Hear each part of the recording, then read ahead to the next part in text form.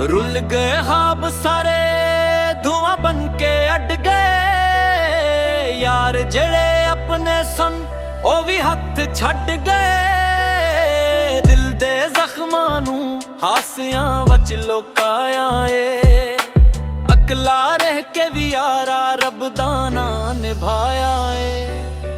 मिट्टी दी खुशबू वच अज भी ओ याद आवे, रातां दे हंजुआं नाल दिल मेरा डूब जावे।